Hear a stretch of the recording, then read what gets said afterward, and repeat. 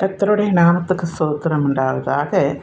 தேவன் அதினதின் காலத்திலே நேர்த்தியாய் சரியாய் செய்கிற தேவன் நம் தேவன். அந்த காலத்தில் இயேசு கிறிஸ்து ஒரு கன்னி வயிற்றிலே பிறப்பார் என்று தெரிந்த உடனே வேதத்தில் சொல்லப்பட்ட வார்த்தையை நம்பி அநேக பெண்கள் காத்திருந்தார்களாம், கன்னி பெண்களாக. திருமணமாகாமல் தேவன் நம் வயிற்றிலே உருவாவார் என்று. ஆனால் தேவன் அதினதின் காலத்திலே நேர்த்தியாய் செய்கிற தேவன்.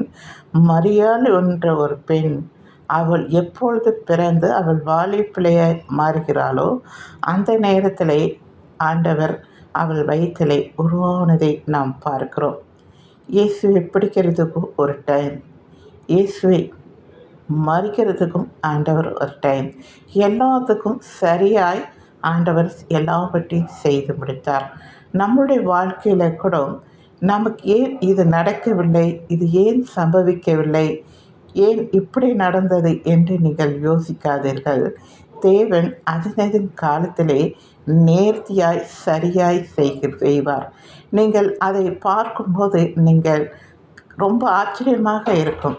எங்களுக்கு கூட நிலத்து பணம் வரல, ஆனால் நாங்கள் ஏன் வரலன்னு நினைக்கும் போது அதுவும் ஒரு சரியான நேரத்துக்கு அது வந்துச்சு, உதவியாக இருந்துச்சு.